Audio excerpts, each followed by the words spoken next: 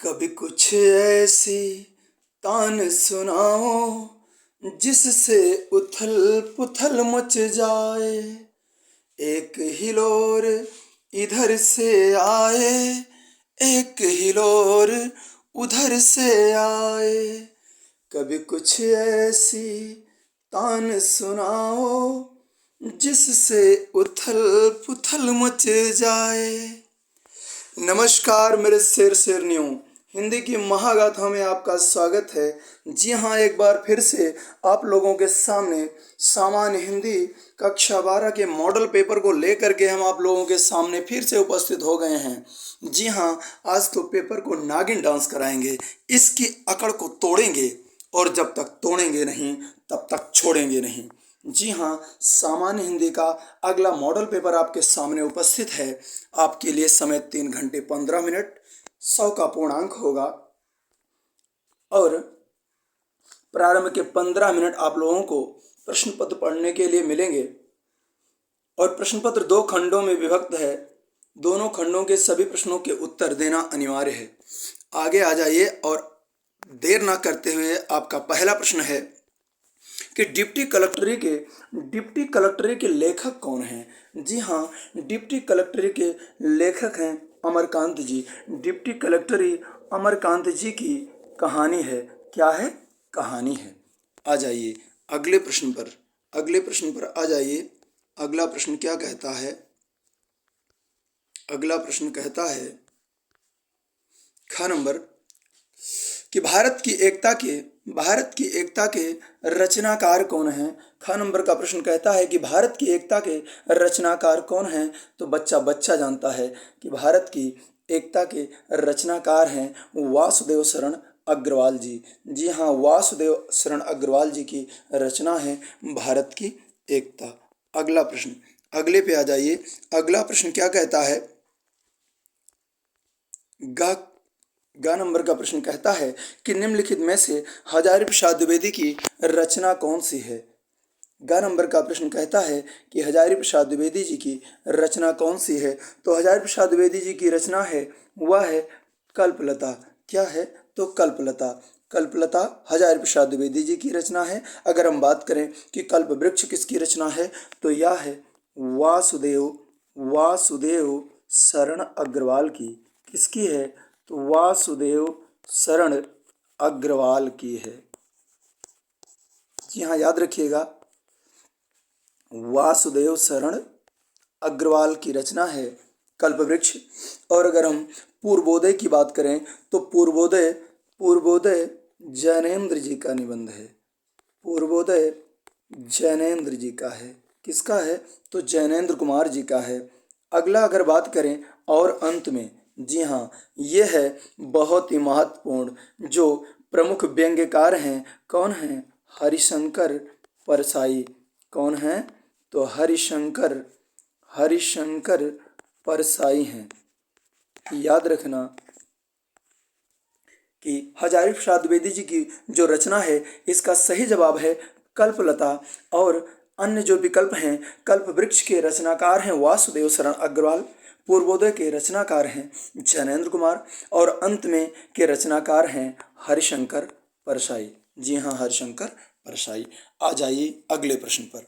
अगला प्रश्न क्या कहता है कि प्रोफेसर जी सुंदर रेड्डी की रचना कौन सी है। निम्नलिखित में से प्रोफेसर जी सुंदर रेड्डी की रचना कौन सी है? मेरे विचार। घाखंड कहता है, घाखंड मेरे विचार बिल्कुल सही जवाब। साहित्य और समाज, जी हाँ, ये भी है।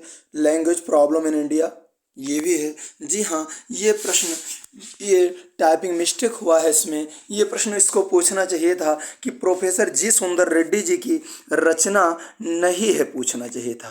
क्या? नहीं है पूछना चाहिए था। जी हाँ, नहीं है, इसे पूछना चाहिए था कि नहीं है। तो अगर नहीं है की बात करें तो इनकी जो ये धरती के फूल है, ये इनकी रचना नहीं है। तो ये किसकी रचना है? तो यह है कन्हैयालाल मिश्र,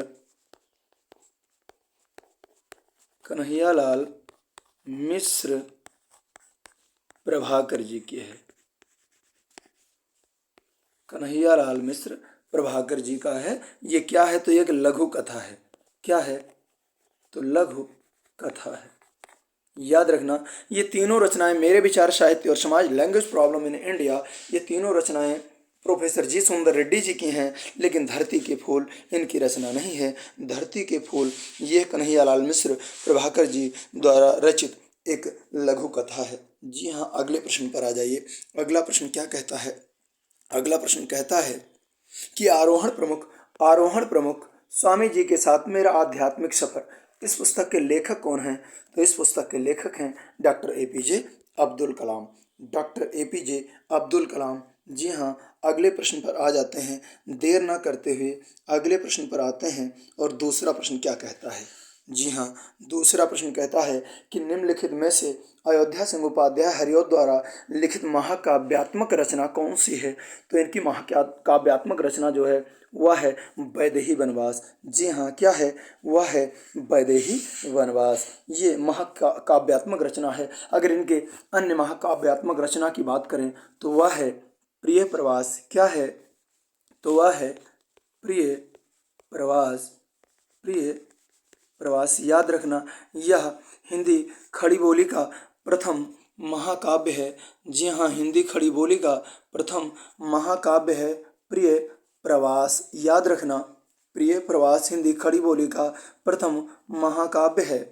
अगर बात करें रुक्मिणी परिचय की, जी हाँ, रुक्मिणी परिचय की बात करें तो रुक्मिणी परिचय क्या है? तो यह है नाटक। क्या है? नाटक है। रुक्मिणी परिचय नाटक है। और इसके रचनाकार कौन हैं? तो हरिऔध जी इसके भी रचनाकार हैं।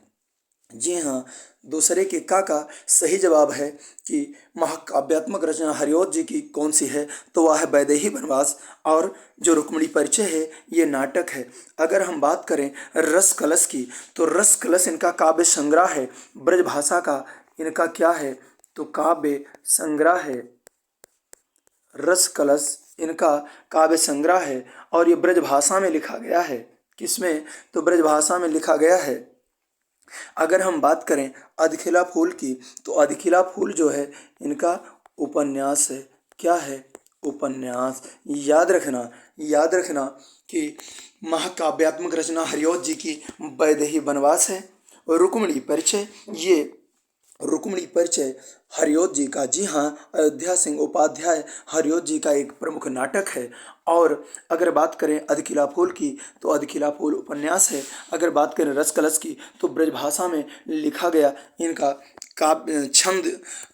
काव्यात्मक जो ब्रजभाषा में लिखा गया एक काव्य संग्रह है, जिसमें बड़े ही सुंदर छंदों का प्रयोग किया गया है। अगले पर आ जाते हैं। अगला प्रश्न क्या कहता है कि निम्नलिखित में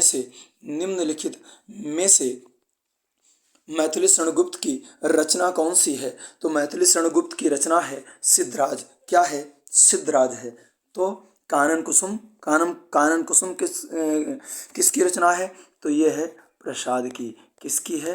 प्रसाद अर्थात जयशंकर प्रसाद, जिन्हें सौंदर्य चेतना का कवि कहा जाता है। जी हाँ, छायावाद युग का प्रवर्तक माना जाता है। जयशंकर प्रसाद की रचना है कानन कुसुम।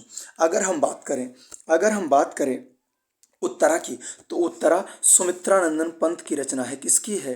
तो सुमित्रानंदन पंत की रचना है। सुमित्रानंदन पंत की रचना है।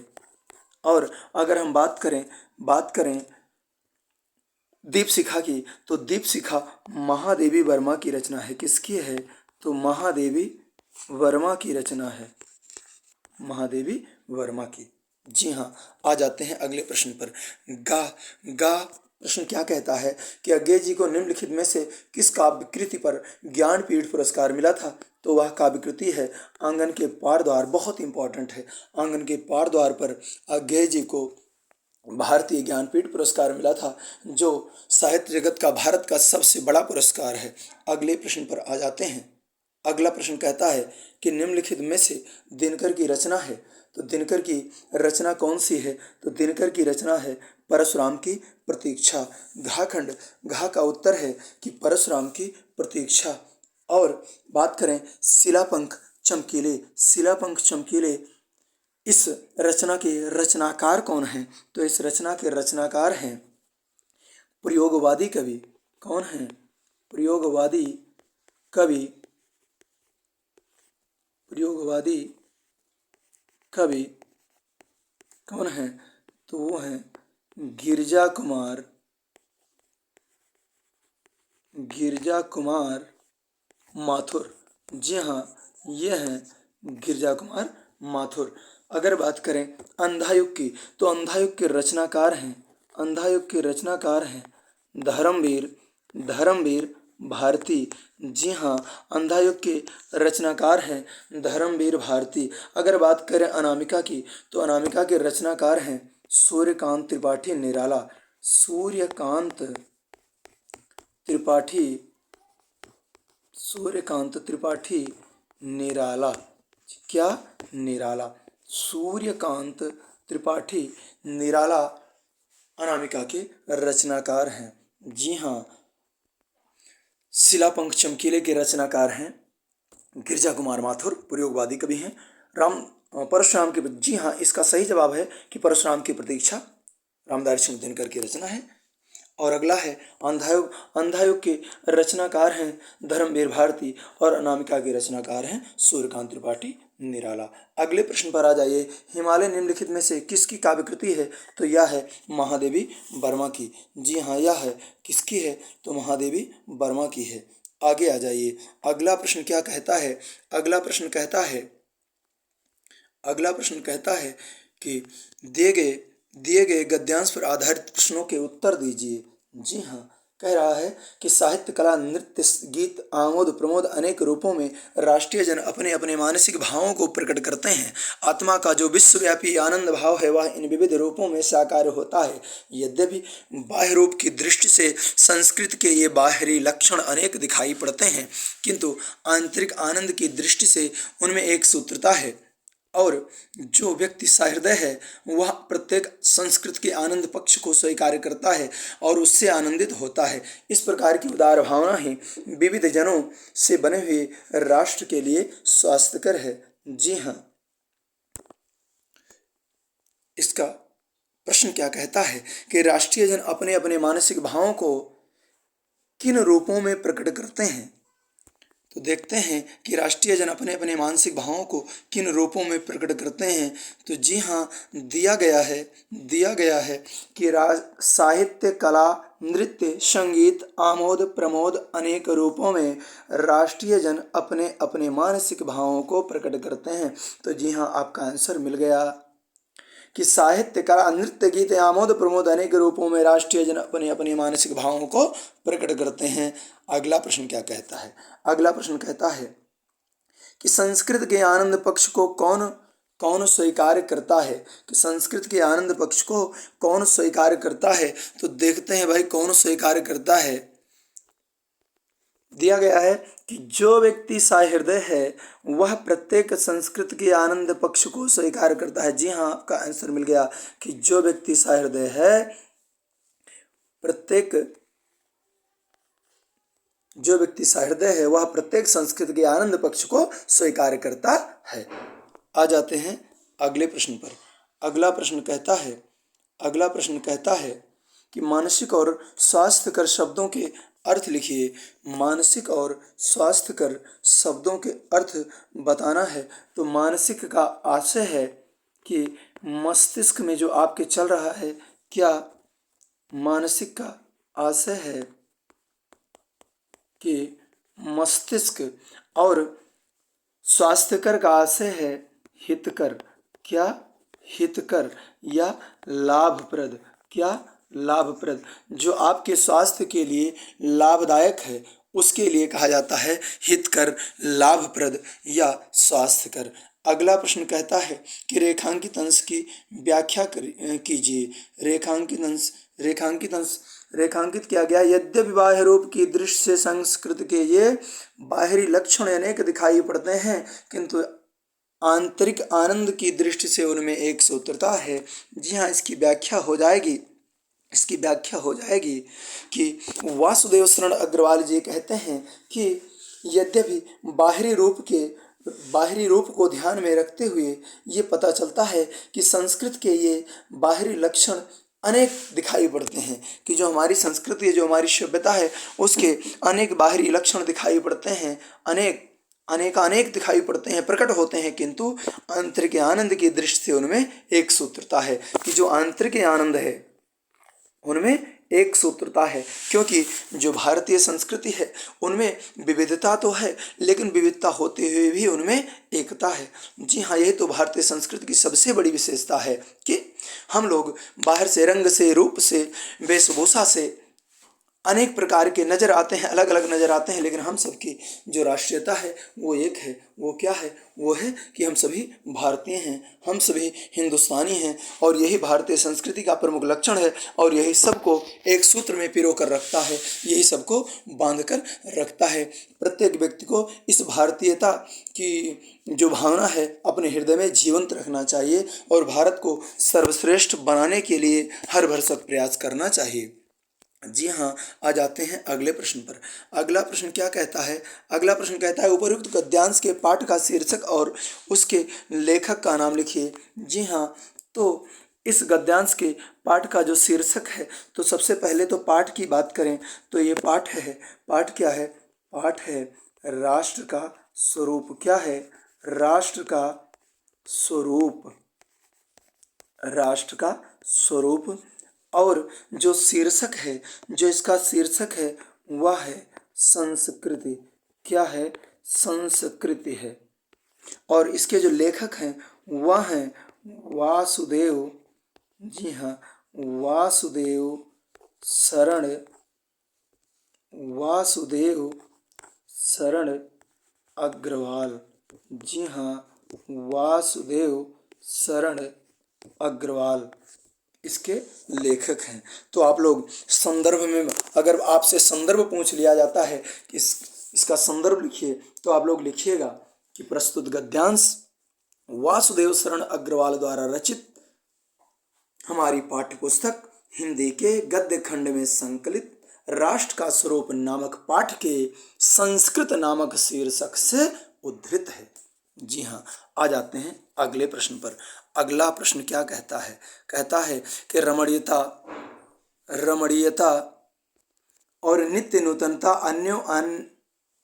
अन्य आश्रित हैं। रमणीयता के अभाव में कोई भी चीज मान्य नहीं होती। नित्य नूतनता किसी भी सर्जक की मौलिक उपलब्धि की प्रामाणिकता सूचित करती है, और उसकी अनुपस्थिति में कोई भी चीज वस्तुतः जनता व समाज के द्वारा स्वीकार नहीं होती। सड़ी गली मान्यताओं से जकड़ा हुआ जैसे ही आगे नहीं बढ़ पाता, वैसे ही पुरानी रीतियों और शैलियों की परंपरागत लीक पर चलने वाली भाषा भी जन चेतना को गति देने में प्रायः असमर्थ ही रह जाती है। भाषा समूची युग चेतना की अभिव्यक्ति का एक सशक्त माध्यम है। जी हाँ, भाषा समूची युग चेतना की अभिव्यक्ति का एक सशक्त माध्यम है। आ जाते हैं प्रश्न पर। प्रश्न क्या कहता है? आ जाते हैं इस प्रश्न पर। इसका सही जवाब है, आ जाते हैं इस पर। नित्य नूतनता क्या सूचित करती है? जी हाँ, कह रहा है कि नित्य नूतनता क्या सूचित करती है। तो नित्य नूतनता देखते हैं क्या सूचित करती है। आ जाते हैं इसके प्रश्न पर। तो नित्य नूतनता कह रहा है कि किसी भी सर्जक की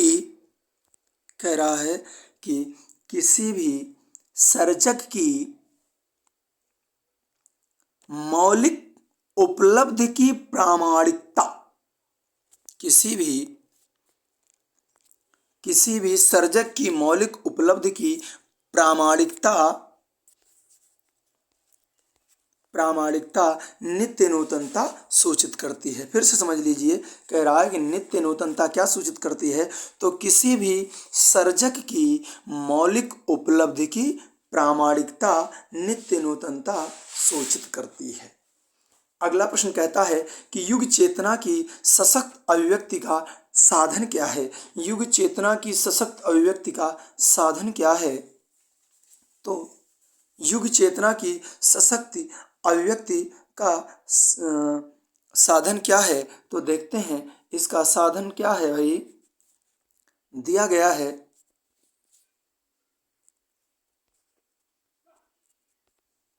कि भाषा समूची युग चेतना की अभिव्यक्ति का एक सशक्त माध्यम है या साधन है। अगले प्रश्न पर आते हैं। अगला कहता है कि अन्योन्य आश्रित और परंपरागत शब्दों का अर्थ स्पष्ट कीजिए। तो अन्योन्य आश्रित का अर्थ है एक दूसरे पर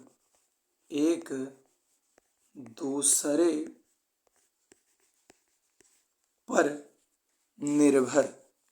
जी हाँ, एक दूसरे पर निर्भर। और दूसरा कह रहा परंपरागत। तो परंपरागत का अर्थ होता है प्राचीन परंपराओं पर निर्भर या प्राचीनता को लिए हुए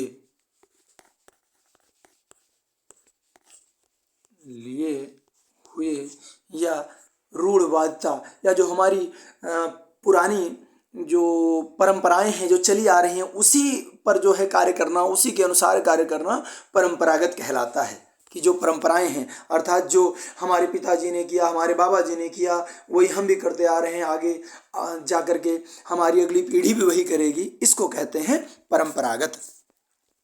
आगे कह रहा है रेखांकित अंश की व्याख्या कीजिए। तो रेखांकित अंश की व्याख्या में लिखेंगे, पहले देखते हैं कि रेखांकित अंश है क्या रेखांकित किया गया है। तो रेखांकित किया गया है कि रमणीयता और नित्य नूतनता अन्य आश्रित हैं।